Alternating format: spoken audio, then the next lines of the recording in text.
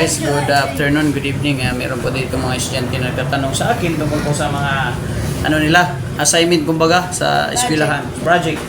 So ayan, umpisa po tayo. Sige guys, umpisahan nyo na po. Ayan, shout out sa ating mga student.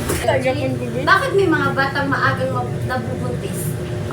Sa aking masasabi tungkol dyan guys, no, is siguro sa kapabayaan ng magulang nila or sa sobrang high-tech na ngayon, sobrang advanced sa gadget kasi doon po sila nakakuha sa mga sa mga teleserye na mga love story, mga ganyan. Dami kasi mga ngayon guys, mga scandal kasi dahil gawa rin ng mga mga tao rin na medyo talagang sumisira sa mga ng mga kabataan. Kaya yung iba sa sobrang hirap, kahit ano-ano lang po ang kanilang ginagawa ng ito. Kaya siguro ganun. Yung mga ibang babae dali na mabuntis kasi 15 anyos pa lang, lumalantik na. Gawa unang nahirapan na siguro sila sa pamumuhay. No? So ganun, yun lang po aking masasabi. Thank you.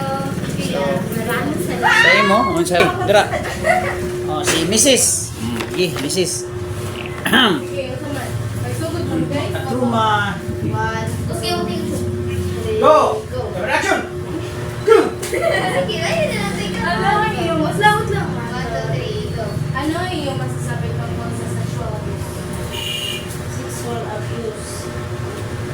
Pag ang tao o dalaga o binata na nakaranas ng sexual abuse ay hindi kumunti sa kanya kasi natutruma ang